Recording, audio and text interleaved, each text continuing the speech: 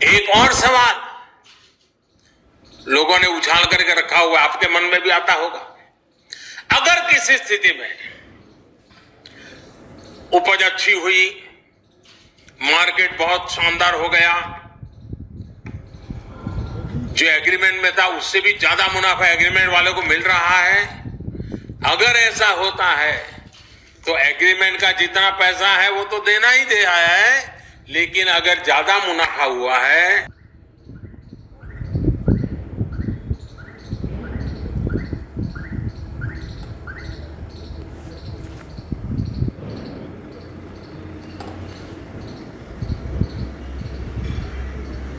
Risk किसान का होता था और रिटर्न किसी और का होता था। अब नए कृषि कानूनों और सुधार के बाद स्थिति पूरी तरह किसानों के पक्ष में हो गई है। अब सारा रिस्क एग्रीमेंट करने वाले व्यक्ति या कंपनी का होगा और रिटर्न किसान का होगा। साथियों, देश के कई भागों में एग्रीमेंट फार्मिंग को पहले भी परखा गया है, उसे कसौटी पर कसा गया है। क्या आपको पता है कि दुनिया में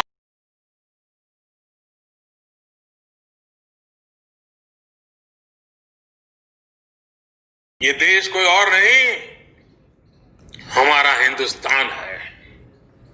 हमारे पशुपालक, हमारे किसान की मेहनत है।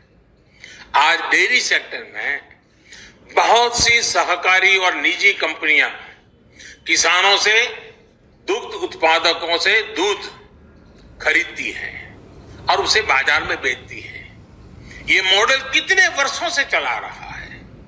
क्या आपने कभी सुना कि किसी एक कंपनी या सहकारी संस्था ने बाजार पर अपना कब्जा जमा लिया, अपना एकाधिकार कर लिया? क्या आप उन किसानों और उन दुग्ध उत्पादकों की सफलता से परिचित नहीं है जिन्हें डेयरी सेक्टर के इस काम से लाभ हुआ है? एक और सेक्टर है, यहां पर हमारा देश बहुत आगे है, वो है पोल्ट्री यानी मुर्गी पालन। आज भारत में सबसे ज्यादा अंडों का उत्पादन होता है। पूरे पोल्ट्री सेक्टर में बहुत सी बड़ी कंपनियां काम कर रही हैं, कुछ छोटी कंपनियां भी हैं, तो कुछ स्थानीय खरीदार भी इस व्यवसाय में जुटे हैं। इस सेक्टर से जुड़े लोग अपना प्रोडक्ट किसी को भी कहीं भी बेचने के लिए स्वतंत्र हैं। जहां भी उन्हें सबसे ज्यादा दाम मिलता है वो अंडे बेच सकते हैं। हम चाहते हैं कि हमारे किसानों को, कृषि सेक्टर को इसी तरह का विकास करने का अवसर मिले जैसा पोल्ट्री और डेयरी सेक्टर को मिला है। हमारे किसानों की सेवा में जब बहुत सी कंपनियां व्यवसाय के कई तरह के प्रतिस्पर्धी रहेंगे तो उन्हें अपनी उपज का ज्यादा दाम भी मिलेगा और बाजार तक उनकी बेहतर पहुंच भी संभव होगी। साथियों,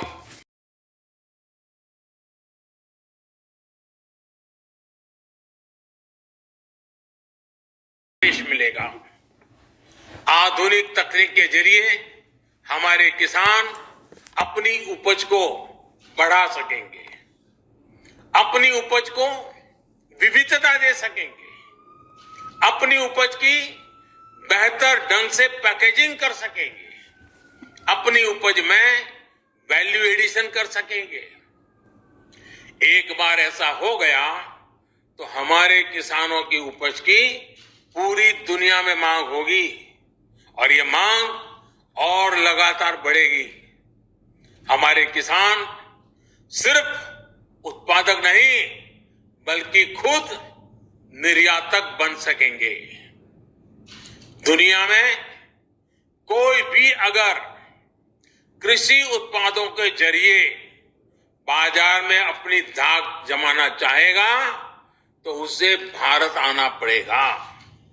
अगर दुनिया में कहीं भी क्वालिटी और क्वांटिटी दोनों की जरूरत होगी तो उन्होंने भारत के किसानों के साथ साझेदारी करनी पड़ेगी।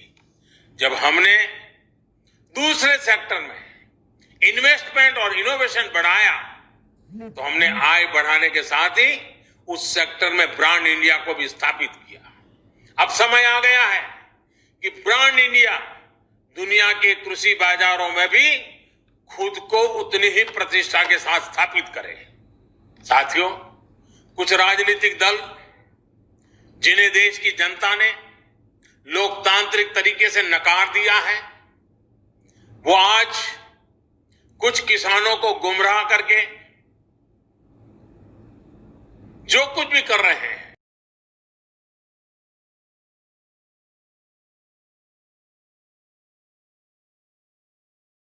सरकार की तरफ से अनेक प्रयासों के बावजूद भी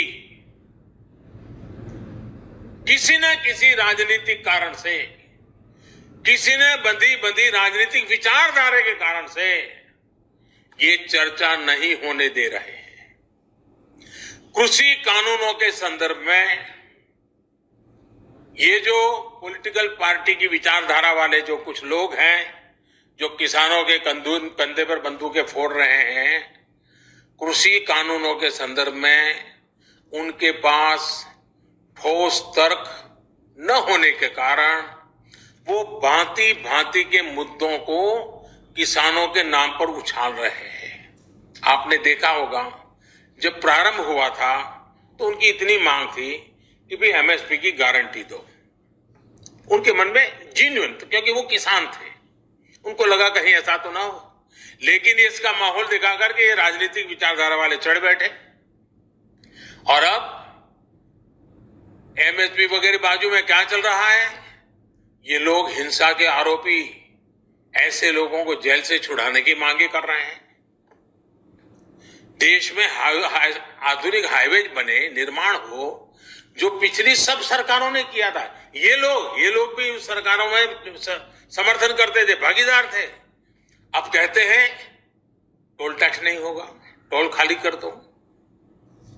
भाई, किसान का विषय छोड़ करके नई जगह पे क्यों जाना पड़ रहा है? जो नीतियां पहले के समय से चली आ रही है, अब ये किसान आंदोलन की आड़ में उनका भी विरोध कर रहे हैं, टोल नाकों का विरोध कर रहे हैं। साथियों, ऐसी परिस्थिति में भी देश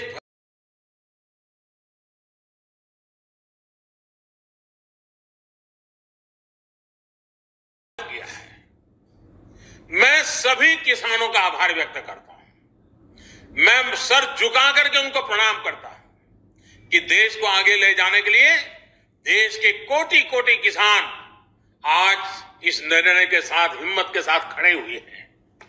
और मैं मेरे किसान भाइयों बहनों को भरोसा दिलाता हूं कि आपके विश्वास पर हम कोई आंच नहीं आने देंगे। पिछले दिनों अनेक राज्य, और ये बात समझनी होगी, अनेक राज्य, चाहे असम हो या इधर राजस्थान हो, जम्मू कश्मीर हो, ऐसे कई जगह पे पंचायतों के चुनाव हुए। इनमें प्रमुखतया ग्रामीण क्षेत्र के लोगों को ही वोट देना होता है, एक प्रकार से किसान को ही वोट देना होता है।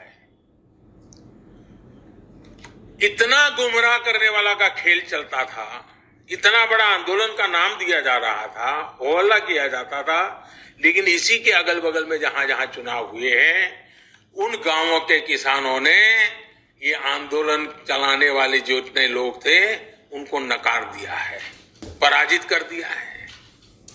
ये भी एक प्रकार से उन्होंने बैलेट बॉक्स के द्वारा ये नए कानूनों को खुला समर्थन किया है। साथियों, तर्क और तथ्य के आधार पर हर कसौटी पर हमारे ये निर्णय कसे जा सकते हैं। उसमें कोई कमी है तो उसको इंगित करना चाहिए, लोकतंत्र है। हमें सब प्रकार का भगवान ने ज्ञान दिया है।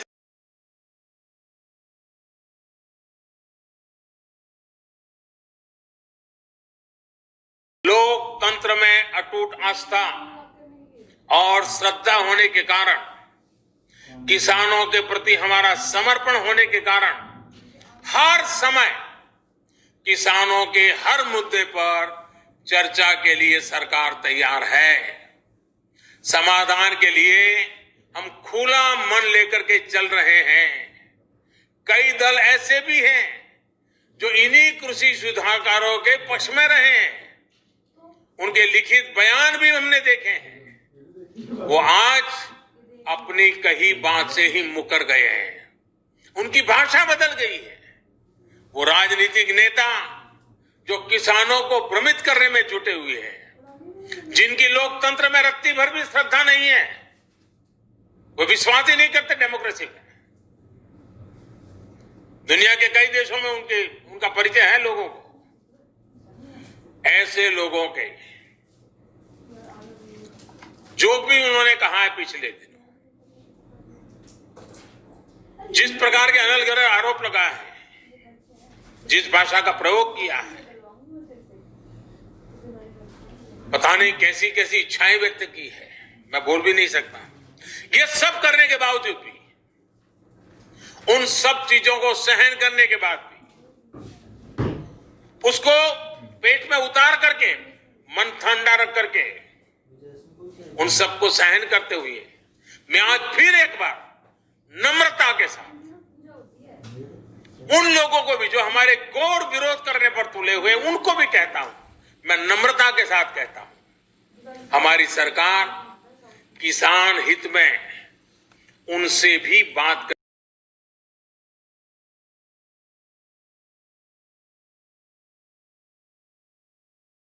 पर होगी। साथियों, हम देश के अन्नदाता को उन्नत करने के लिए हर संभव प्रयास कर रहे हैं। जब आपकी उन्नति होगी तो पूरे राष्ट्र की उन्नति